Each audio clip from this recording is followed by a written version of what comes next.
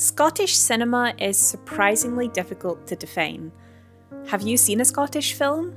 Or have you seen a film set in Scotland but made by non-Scottish internationals? Maybe you've seen Scottish people on screen but they're directed by a non-Scottish director and filmed by a non-Scottish crew. And what does a Scottish film look like? Is it mystical and fantastical, or is it dreary and bleak?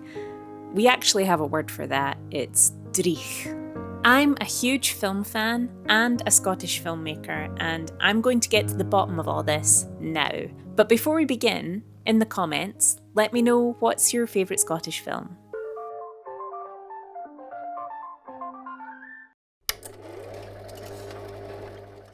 Que bien sûr, les films se font en équipe, mais que ou quelqu'un a quelque chose à dire, ou quelqu'un a des idées sur la vie et sur le cinéma et sur le monde. First, we have to figure out what makes a national cinema.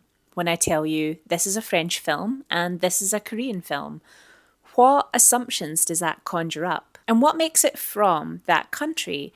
Is the director from there? Is it set there? Is it based on people from that country? There are so many questions. But without a doubt, if I do tell you that something is a French film or a Korean film, you will have expectations, whether that's language, setting, themes, or even style. What comes to mind when I say a Scottish film? This guy is purring loudly. In an article called A Beginner's Guide to National Cinema Theory, Film Inquiry asks, can a film speak to a nation's history or culture? Originally, films weren't thought of as coming from a nation.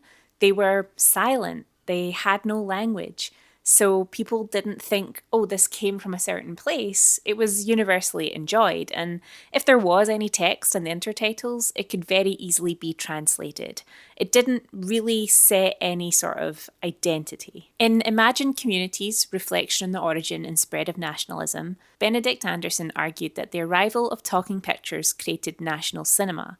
When a film introduced a specific language, it was no longer speaking to a global audience. Talking films, in essence, created barriers and became tools to build the imagined community.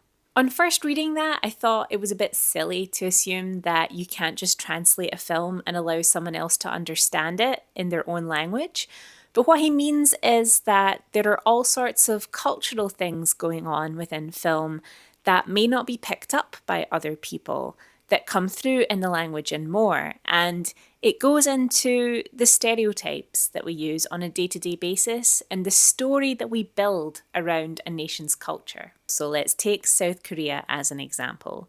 This is a country that has made a lot of TV and films about the disparage of wealth and poverty in the country. And if you take Parasite as an example, because it won the Best Picture Oscar, it explores that theme at its core. That is the entire tension of the film. And it also manages to weave in the history of Korea into the backstory of how this one family became extremely poor. So it feels like the film not only speaks the language of the people that it represents, but it's also steeped in the culture and history. On a personal note, I have made a film in Romania and I've made 2 films in Italy, and I am a Scottish filmmaker. Now, the one in Romania was a documentary, so perhaps it does just portray life more realistically than, say, fiction films would. But I have been told by many people that the film feels Romanian, and it does feel different to documentaries that you find in the UK or in the US or in other world cinemas. But does that make it a Romanian film? The other members of my crew were all Romanian, and everybody in the film was Romanian, and it was shot in Romania. But it has been directed through the lens of a non-Romanian person, so can I call it a Romanian film?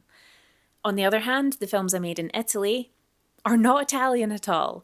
There was a lot of Italian crew on both of them, and there is clearly Italian setting, although nothing that really places it in a space and time. It just so happened to be where I shot these films. There are Italian actors in it, but there's also other international actors, and so it doesn't feel like any part of it is saying this represents Italy or presents Italy as it is here and now. So I would never refer to those 2 films as Italian films. So, if a national cinema must portray cultural identity and history, what is Scottish cinema?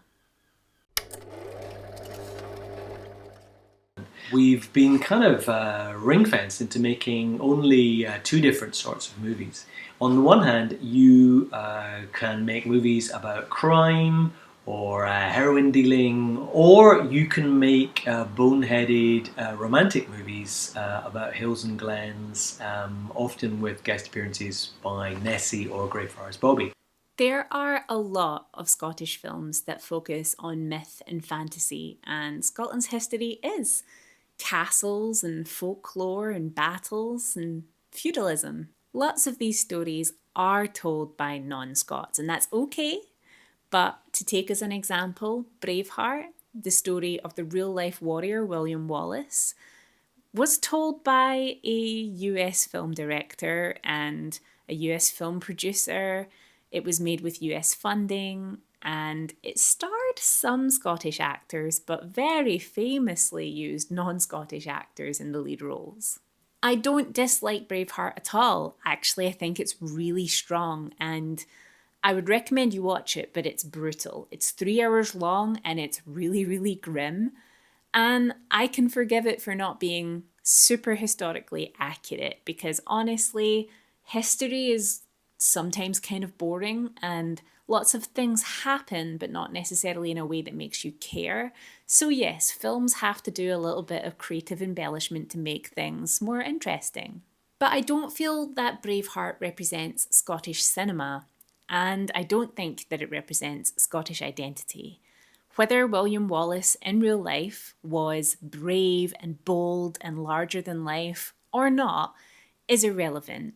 Scottish people are actually very reticent. Braveheart and similar films are a fantasy version of Scotland.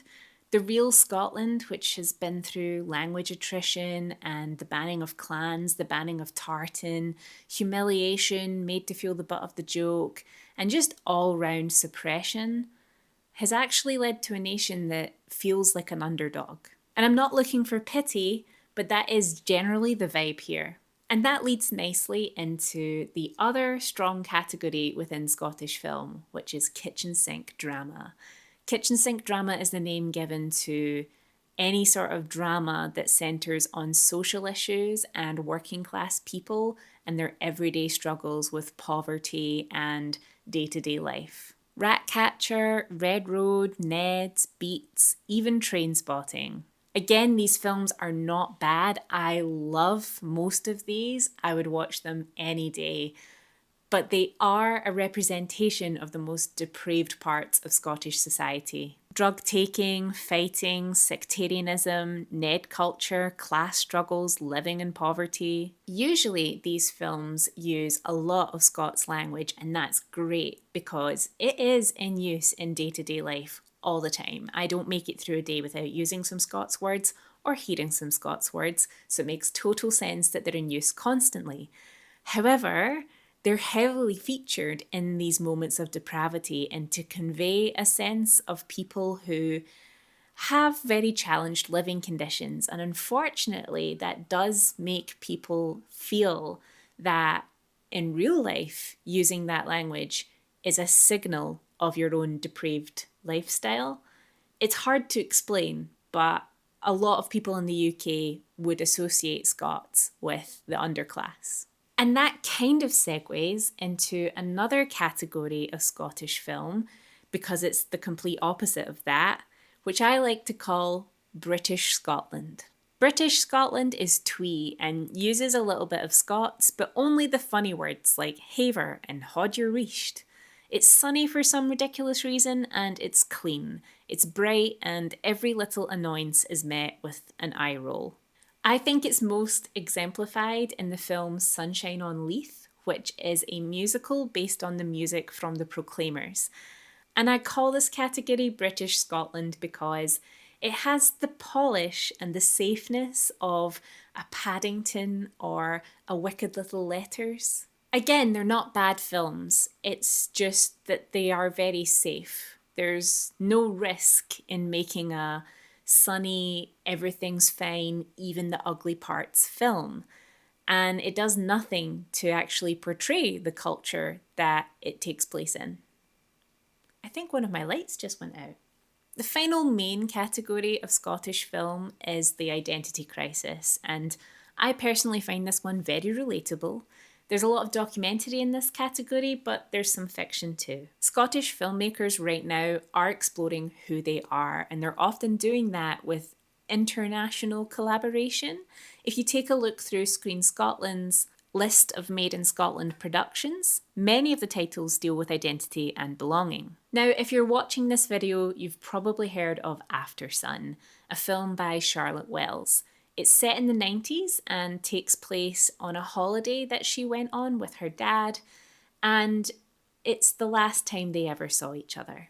It's a fiction, but it's based on a true story, and it's deeply personal and very sad, but it captures Scottishness even though we are not fully aware of the financial circumstances, and it even takes them out of Scotland because they're on holiday in Turkey, so it's kind of taking the people out the country and exploring what parts of them still shine through. The Scottish reticence is there, the difficulty of expressing oneself, the complacency. Everyone I know went on a holiday like this as a kid.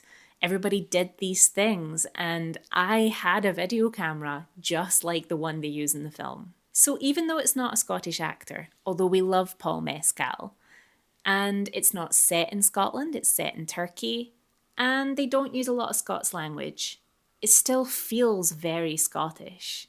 So is a national cinema just a feeling then? I'm trying to stop that in my career, the kind of brain drain, specifically of filmmakers and actors to the United States, because you wouldn't realize it at all, but because you're surrounded by it in Los Angeles or New York or even Chicago, in Toronto, there's no role models. Everybody leaves. And so what are we left with, right? Like there's nobody that young people can look to and be like, oh, I want to be like them. Critics of the idea of a national cinema say that national cinema can't exist. And to say that it does is to ignore the impact that Hollywood has had across the world and deny that globalization exists. Scotland is a predominantly English-speaking country. We do speak Scots, and a small portion of us speak Gaelic, but day to day, everybody speaks English. It's the main form of communication, and this means that we consume a lot of English language media. It feels like, as a person who's lived in Scotland their entire life, that there's never been a high demand for Scottish stories because we have had no shortage of stories that we don't understand. Nobody grows up thinking, oh, I can't wait till I speak English and then I can go to the movies and enjoy Marvel without having to read the subtitles, or I can watch television and understand what's happening on Friends. We've always been on the same wavelength as those things. And I listened to a podcast called The Rest is Entertainment, and in one episode they were talking about how when they grew up, the US was the main cultural force of the world. Because you're in an English-speaking country and they make so much media and distribute it so well, you just absorb everything that's happening there to the point that sometimes you don't realize that something from that culture is from that culture and not from your own. There are lots of words that I've realized in adulthood are Americanisms of something we have a word for in the UK. And I'm sure a lot of other English-speaking countries experience this as well. But it's like a cultural takeover. It's like every time you turn the television on, every time you walk into a movie theatre, it's dominated by this other country. Director Matt Johnson talks about this a lot in his Q&As about his films, where Canada, to him, doesn't have a strong national identity. They're known for being nice. And they are directly neighbours with this powerhouse of culture and media creation, and they just get drowned out by this more dominant force that's similar to them, but just far bigger and larger than life. And I feel like there are so many similarities between Canada and Scotland in this way, because not only does Scotland get that US influence, but they also have an English influence on screen as well, because there's a bigger population, there's more money, there's just so much more happening in England, and so that takes up quite a large portion of our media as well. Another similarity between the two countries is that US and for us English productions will come to the country and use it as a location, but they'll bring their own crew and quite often their own talent. So there's not a lot of investment going back into the infrastructure here or any help growing our talent. But I do think that there's an opportunity to start forging an identity, and it doesn't have to be fixed. Even if you want to highlight your country's culture, you don't have to contribute to the conversation of its national identity. As national cultures and identities are constantly in flux, so then is national cinema. Maybe in the 70s and 80s, Scottish film was comedies and working class camaraderie, and in the 90s and noughties, it was brutal and hard-hitting and very depressing. And maybe nowadays, it's all about finding your identity and forging something new. I just hope that there's more films on the horizon to contribute to our expression of ourselves, whatever that may be. Let me know your thoughts on Scottish cinema in the comments, and thank you for watching.